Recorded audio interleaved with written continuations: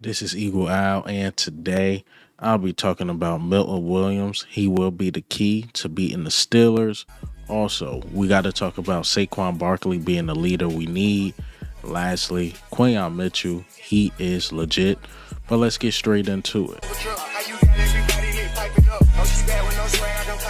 All right, man. So before we hop straight into it, I got to talk about this Rams team, right? So in the recording of this video, it's 5 minutes left in the fourth quarter, and they beating the 49ers 9-6. 9-6. A 49ers team that got a struggling Debo Samuels. We know Christian McCaffrey is out for the season. We know they don't have Brandon Ayuk, and then I think Trent Williams is out as well. Dan Orlarski told us that's the team the Eagles should be afraid of. Mind you, we beat them 37-20, but we should be afraid of the Rams. Okay, Dan Orlarski. And this one guy, because all this drama, we've been letting off the hook. And I'm starting to see his name appear just a little more, is Jake Elliott, man. We let Jake Elliott off the hook just a little bit because I wanted to dig into him. Pause. I really wanted to talk about Jake Elliott because some of these games come down to game winning kicks, man. This dude is like 0 for 5 for 50 plus yarders, and he's just struggling. He is struggling bad. And Anthony DeBona put something out like maybe it's because he don't do kickoffs, and when it's time for him to kick the field goal, maybe he's ice cold. I don't know, because Brandon Mann been doing the kickoffs. Maybe it could be that. I don't know, but Jake Elliott just haven't been good. And again, I'm afraid it comes down to those games, down 2 points. Jalen Hurts get us to a range where he could kick a 45-yarder or 50-yarder, and he simply can't make it. Sometimes these games come down to that, and it haven't hunted us yet. It could have against Baltimore. It could have against Washington and, the Panthers as well. That could have hurt us because Jake Elliott can't kick field goals. So he got to get his head out his ass, man. But he got lucky because of the Jalen Hurts and A.J. Brown. People wasn't focused on him, but he got to get his head out of his ass, man. Seriously. This dude needs to start kicking better. There's no time to coddle him or nothing like that. Like, yo, we're going into what, week 14, 15? We're going into week 15, and this dude's still Nah, big dog, you got to fix it.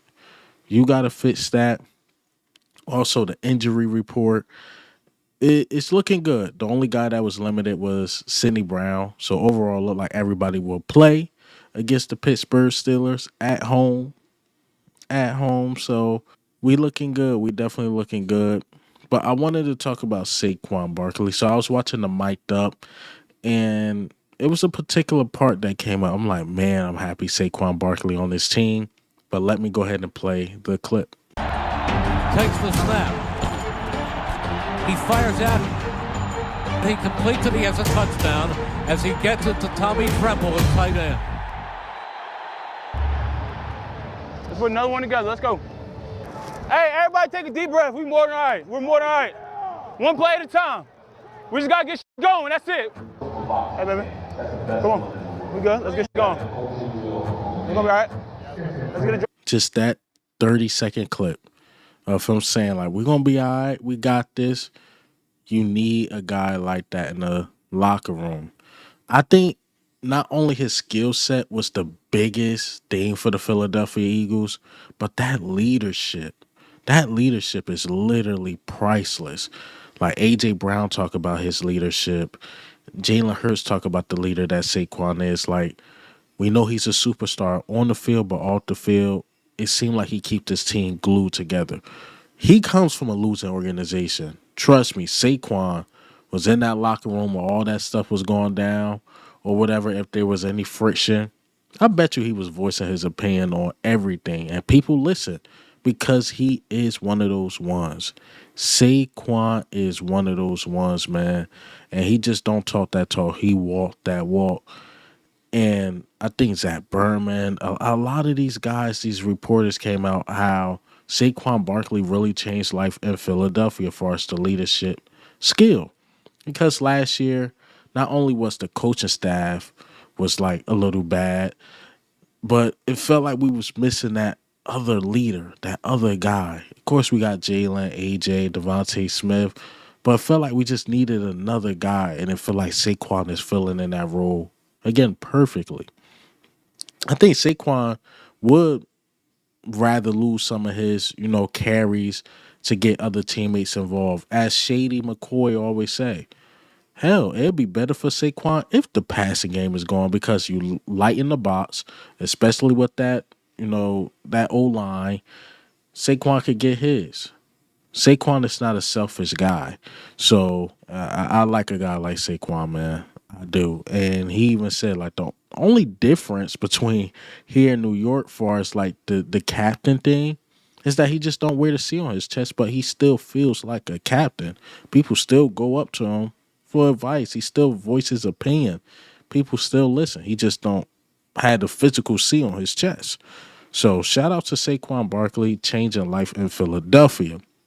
Okay, I'm going to talk about Milton Williams. Milton Williams will be the key to beating the Steelers because I seen some stats about the Steelers about pressure rate, and then I seen Milton Williams pressure rate, and let's go over it. So shout out to Pierre on Twitter. So the Eagles generate the fourth highest pressure rate when sending four.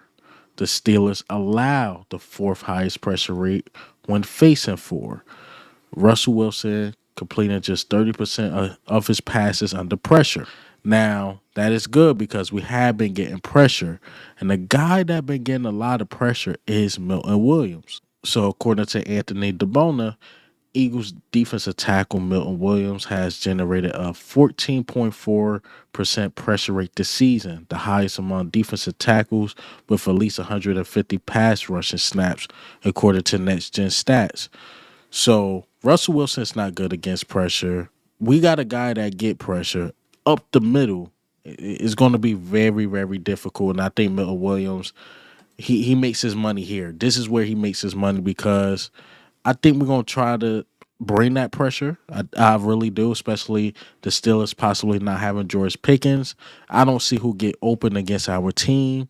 The best thing they can do is run the ball. But if our offense doing their job, running up the score, and it forces Russell Wilson to have to throw, Milton Williams is going to make his money. He's going to do his thing. He's going to get those pressures. And he's going to make hell for Russell Wilson. So hopefully, they don't get a run game going where as though we can't slow it down, which I believe we are.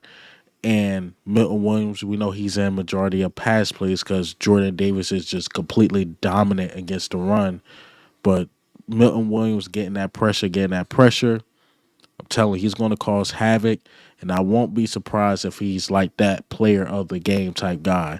And I thought he got pressure against Bryce Young a lot.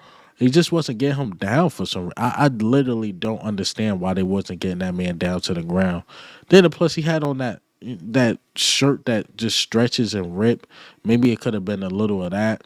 But it was times Milton Williams was there. Josh Sweat towards the end of the game literally had Bryce Young in his hands, and I don't know what happened then. Again, man, just back to Milton Williams. He's a dog, man. He's definitely a dog, and I think, again, this is the game. He's going to prove his worth. A lot of eyes going to be tuned in. Milton Williams is going to have a day. We know Jalen Carter is going to be Jalen Carter. Josh Sweat is having a phenomenal year. Nolan Smith is having a great year. But I think the guy who's going to be that guy on the defensive line against the Steelers is my guy, Milton Williams.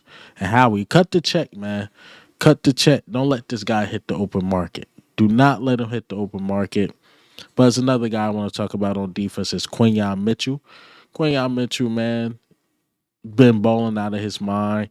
Got some unbelievable stats, even though he don't got the pick. I don't know what's going on with our corners. C.J. Gardner-Johnson getting picks. Reed Blankenship getting picks. Hell, Tristan McCullum almost got one. But I'm not sweating it. As long as we're not allowing receptions and struggling, I'm cool with it. But, again, Quinyon Mitchell has been balling out of his mind. But let's go over some unbelievable numbers by Quinyon Mitchell. So another Anthony DeBonis stat, right? So 9 CBs have played 500 plus cover snaps this season, according to PFF. Here's where rookie Quinyon Mitchell ranks amongst the 9 CBs. Receptions allowed, 31, which is first in the NFL. Yards allowed, 340, which is first in the NFL. Yards after the catch is 60, which is first in the NFL. And then TDs allowed, we know, is 0. First in the NFL. Quinyon is legit. You know, he went with Quinyon, so we're going to rock with that.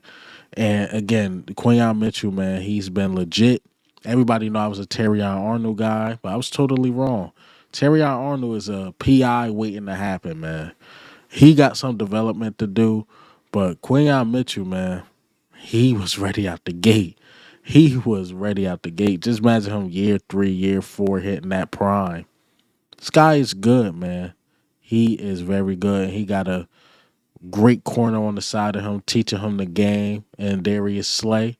You know, he joked on Darius Slay just a little bit. Actually, let me go ahead and play that clip. 4th down and 2. Firing, and it's banged down. Hey, hold that. Let go. Running, firing, and it's banged down. Eagles win. Keep going. Keep going, man. Hold that. Finna be 40, still trapping 4 PBUs. See, like, you still strapping junk, old man. You feel me? So, again, Quinyon Mitchell, man, he's a light to this team. You know, he's a big replacement to James Bradbury. James Bradbury is still on this roster, guys. We totally forgot about him because what Isaiah Rodgers is doing, Quinyon is doing, Slay is doing, hell, throwing Keely Ringo. We just totally forgot. Hey, man, James Bradbury is damn near retired. He got his retirement money from the Philadelphia Eagles, straight finessing us, but it's all good because we good. We got a rookie cornerback locking stuff up. We good. But that's all I got for you guys today. Hey, man, what do you think of how do you feel, man? Saquon Barkley being that leader. Will Milton Williams have that game? I think he will. And Quinyon Mitchell, man. And this is Eagle Al. I'm up.